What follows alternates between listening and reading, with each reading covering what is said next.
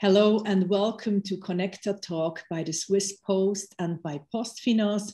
My name is Aileen Zumstein and today I welcome Aileen Dudarenok. She is a marketing expert. She's a serial entrepreneur. She's a global keynote speaker, a 3 times bestseller author. She's also founder and managing director of the Chinese digital marketing agency Alarice and also the digital marketing training company ChoZan. And we will be talking about video and social commerce in China. Ashley, social commerce. What is exactly social commerce and how does one make e-commerce social?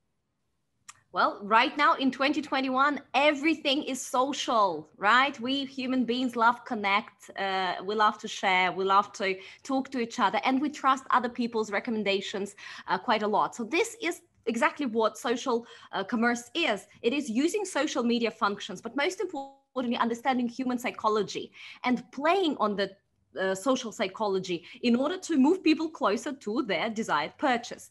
And essentially social commerce, it comes in several different forms. And that is why I believe it became sort of, a hot word, internet word. Everybody wants to do social commerce, but very few people understand what does it actually mean practically. So I would like to introduce what we in China, at least, the world's largest e-commerce market, call social commerce. There are 5, they're not created the same. There are 5 different elements. And the first one of them is very straightforward.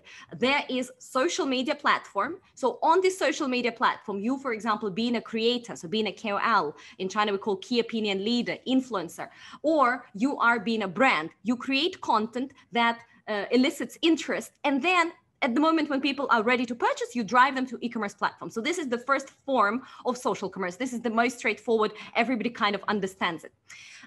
It can also have a direct link. For example, Instagram already copied it from the China model, how you can watch short videos, right? And then swipe up and purchase link right away. So it can also work within social media platforms.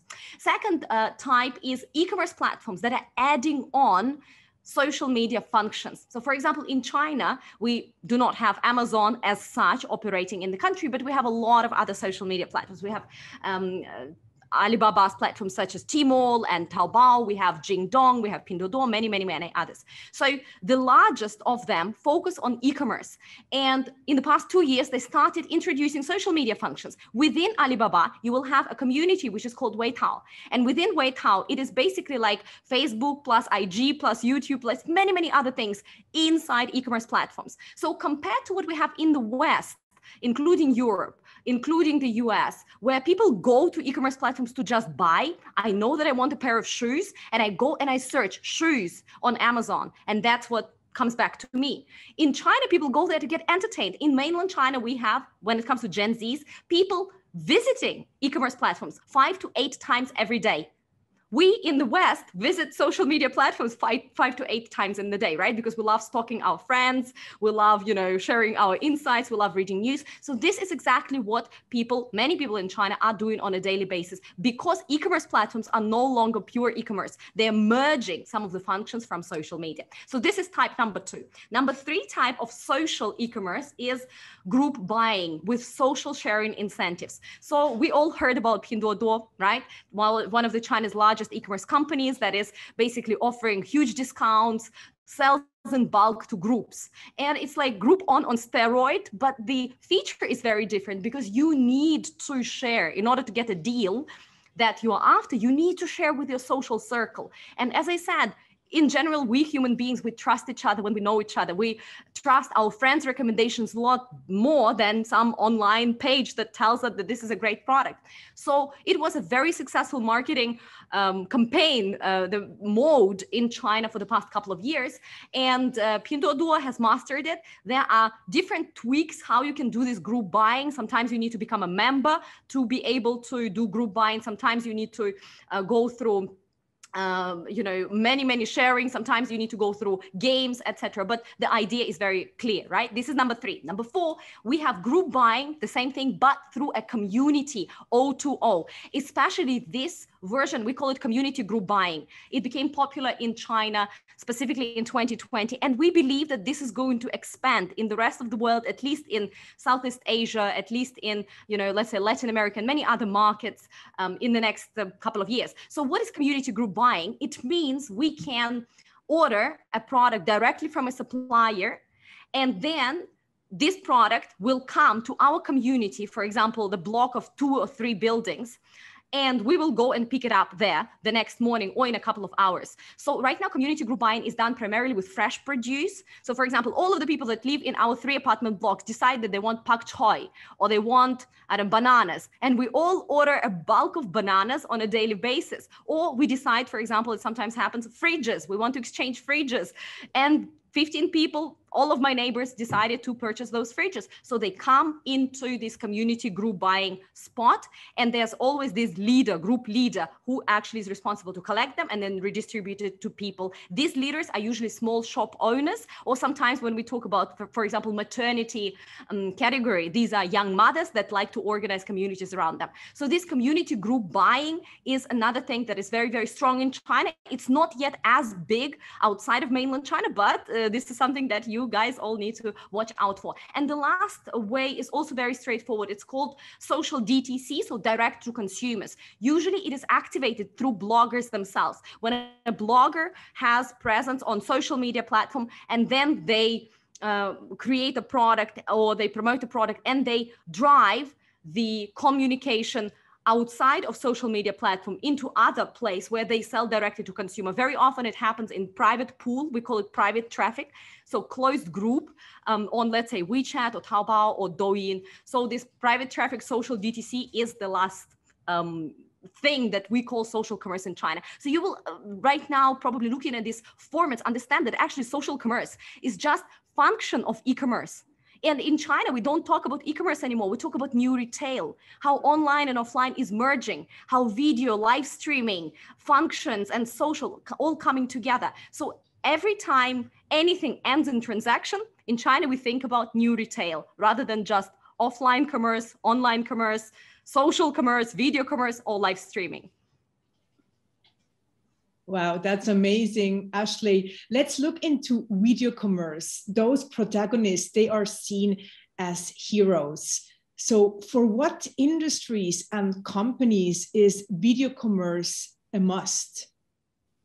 Well, video is the next language of the world, I believe. And you understand that young people generally prefer motion picture and active kind of communication rather than passive. In China, we call e-commerce pages that do not have video or live streaming, very often even live streaming, we call them static. So static pages, they are still a vast majority of pages, in China, as well as the rest of the world. But it's a huge shift and uphold in live streaming, and it's a lot more like QVC, but with a lot more entertainment, with a lot more hooks, with a lot more education, and a lot more sales-driven kind of conversations happening. So when it comes to video, it's different. It's not exactly as live streaming, because live streaming is a longer process. It's something that as a brand you do every single day for multiple hours, and you have this ongoing conversation with the consumers. For short videos, you are building connections. You are basically taking your social media content, e-commerce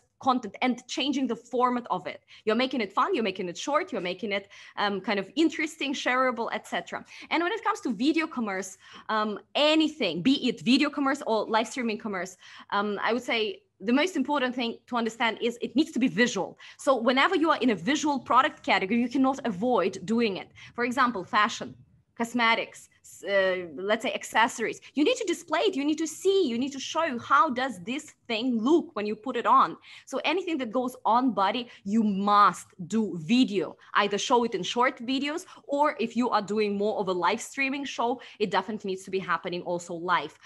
The same thing happens for fast moving consumer goods. You're talking about snacks, or you're talking about toothpaste.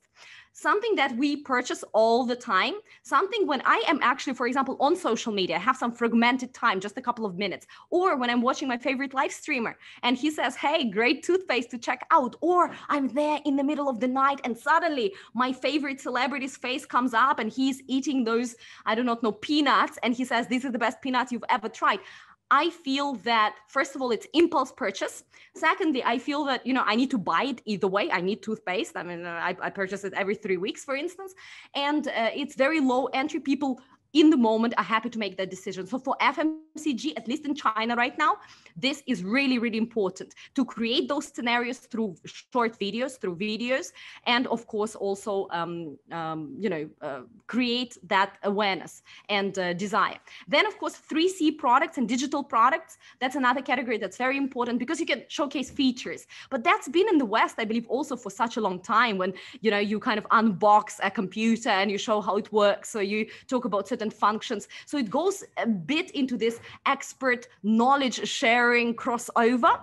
And in China, it works very well because we have a lot of geeky bloggers that are virtually sitting there and with a face like this introducing the products. And it works because people feel that, wow, this geek really knows what he's talking about, really knows more than I, and he is transferring some of his or her expertise onto me. So these products, and also any expert products where video really makes that important kind of point, right? It can be mother and baby when video really also adds additional depth.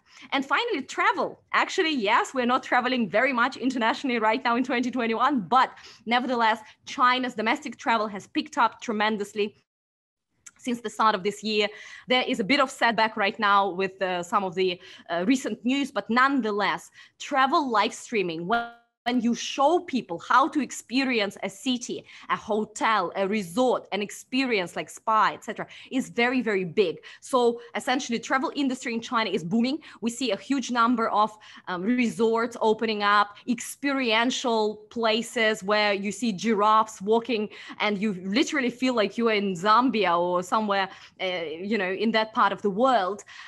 And people love seeing it before making a decision to purchase tickets, purchase their package, and really, being immersed in this gorgeous experience.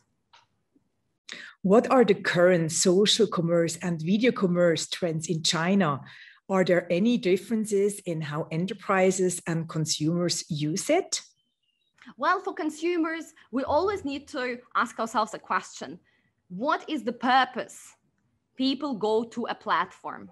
So an enterprise wants to essentially meet the consumers halfway, right? Doesn't matter what brand you are, doesn't matter what enterprise, you want to meet consumers halfway. So you need to know what are they doing and what is the purpose of them doing it on this platform. In China, there are tons of social media platforms where people go to entertain themselves. There's tons of e-commerce platforms where people primarily go to purchase. So depending on which platform they're active on, consumer brands also meet them halfway there with relevant video, with relevant live streaming, with relevant, basically, I'm going to help you attitude. Plus, there are tons and tons of KOLs, key opinion leaders, influencers, and creators in China that are also supporting and helping to connect both brands and, of course, consumers together. Your question is also, what's currently happening in this social commerce and video commerce? What are some of the trends in China? And to answer that, first of all, let's take a look at KOL marketing, which is influencer marketing in the rest of the world. Very interesting trend because yes, influencers are important, like in the rest of the world they are. However, when it comes to video commerce, you want to go with guys that are small bloggers. We call them key OCs, key opinion consumers. These are the guys that will unpack your product, they will show how the dress looks, they will essentially see it on your behalf and talk on your behalf. And sometimes you give them free gifts, sometimes you also pay them a little bit, but basically they are your power users. They love you as consumers, but they do not necessarily have really huge audiences. They are not celebrities. They are not, Will Smiths of this world. And these guys are doing great activation, and this is what works.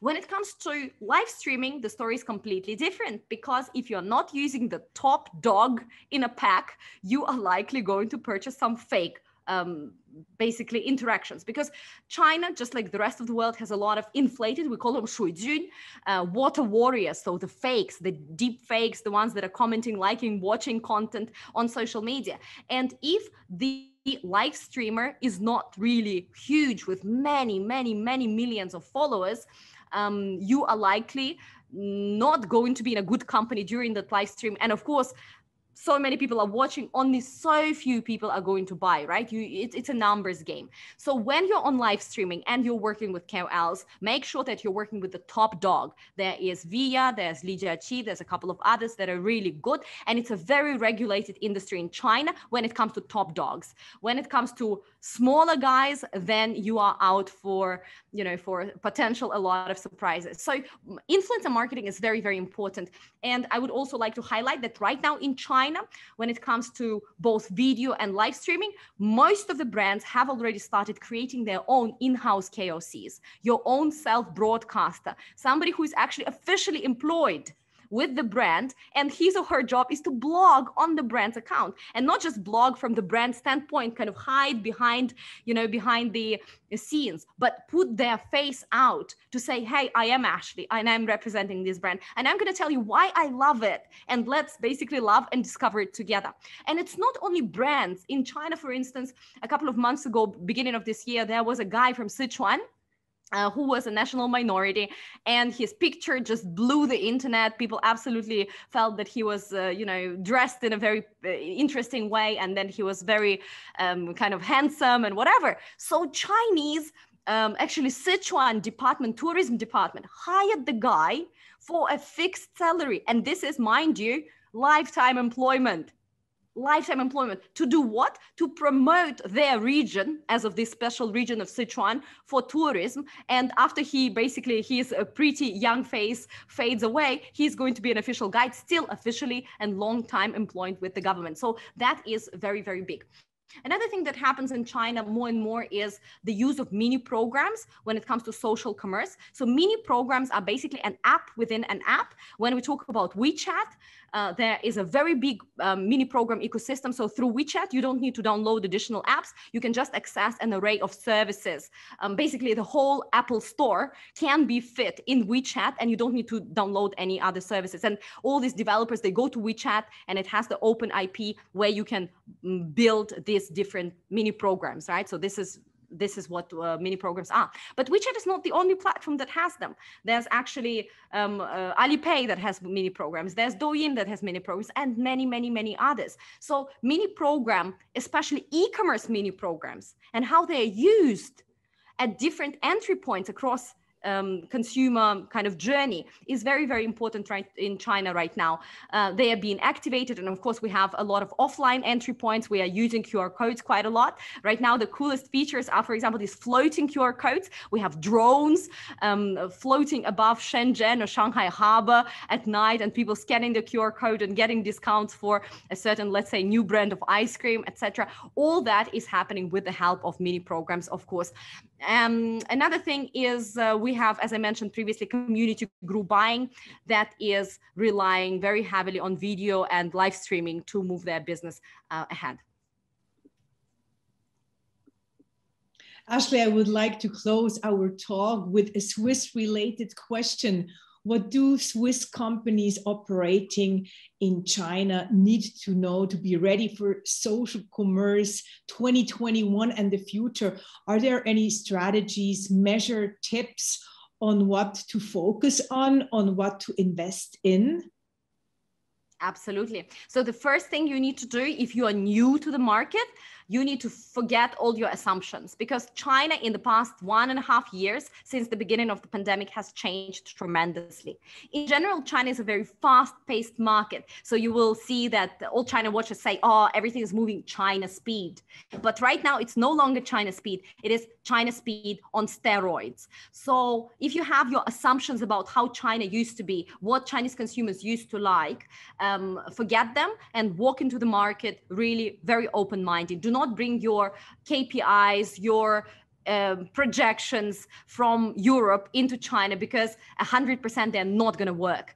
You need to have certain scale in Europe in order to have certain success in China. You need to also understand the level of investment.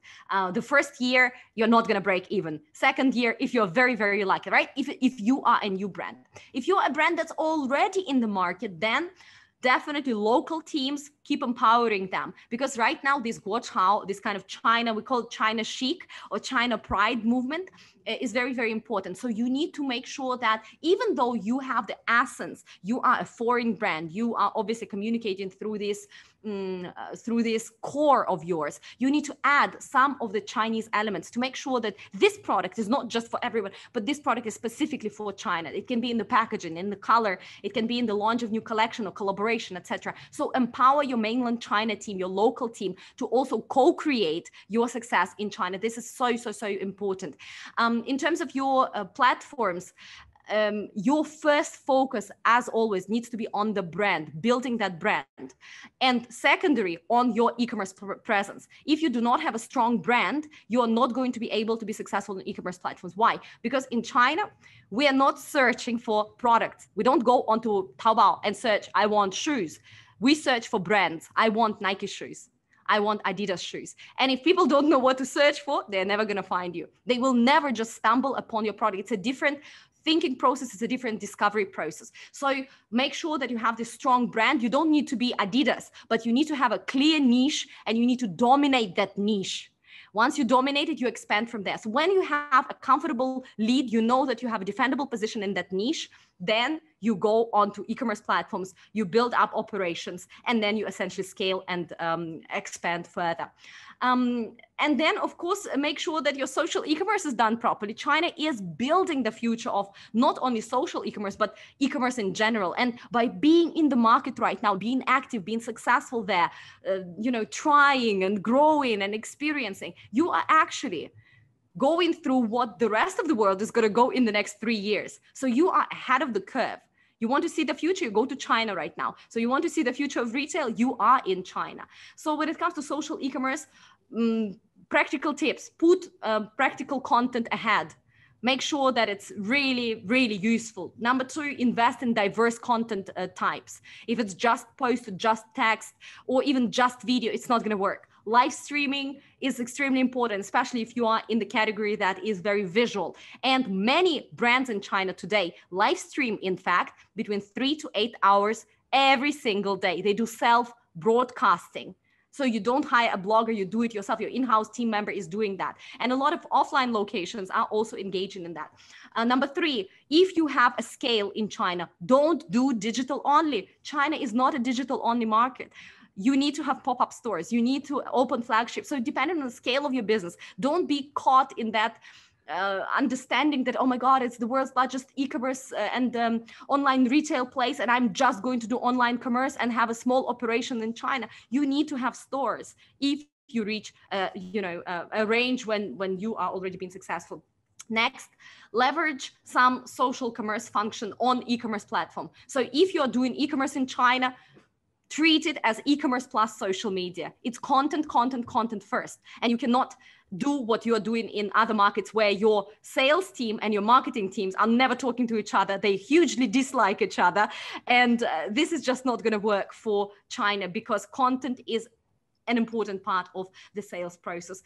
Social sharing, you need to make sure that you activate it. And sometimes I've known a lot of brands from Europe, and I believe that there is a lot of potential for also Swiss enterprises when it comes to developing intermediary partners. Those guys that become your KOCs, spokespeople. It's not just one, it's an army of them that are introducing this product to a variety of their own social groups and their own community. So activating then intermediary partner is also important. And finally, make sure that you as a brand build your private pool. What does it mean? It means every time you advertise in China, obviously you need to pay for eyeballs. You need to pay a platform to reach your own customers. So find a way to create a social CRM through a WeChat group, through a Taobao group, through a Douyin group, where you have your private traffic.